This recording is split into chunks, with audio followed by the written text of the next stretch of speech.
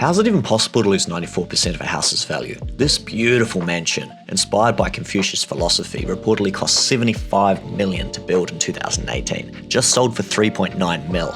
Ouch! Join us as we crunch the numbers and look at how this ancient philosophy inspired this beautiful build. The unfinished 80-room mansion featured multi-tier roofs, beautifully designed archways, courtyards, water features. All these are prominent characteristics of traditional Confucian architecture.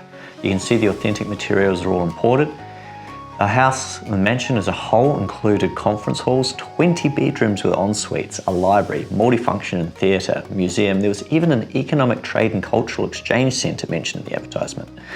There were also several kitchens and dining halls. Confucius loved kitchens and food. He used to charge dried meat as tuition to his philosophy students, but he would have found this kitchen somewhat lacking. The building was abandoned with soft coverings still to go, and the derogation of the structure is starting to really get told as it falls into meaningful disrepair. Let's talk price and negotiation tactics used.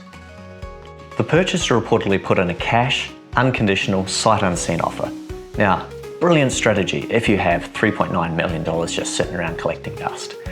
The vendor's already taken a bath on this project. It's a bad experience, bad memory, and they want to put it behind them as fast as possible. Your offer is going to be looked at much more favourably than someone who's dependent on financing.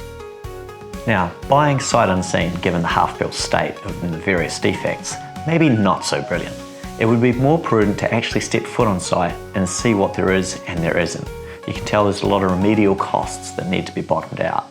I would strongly suggest a full builder's report on a site like this is an absolute must. You can see the degradation in the structure. If it's throughout, it could be tens of millions to remedy this, and you need to know that you can fund that. The vendor was a venture capital billionaire.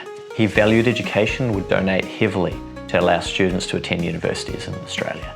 The purchaser is a non-for-profit with a head office in China who will use the premises for cultural purposes. A beautiful completion of the loop.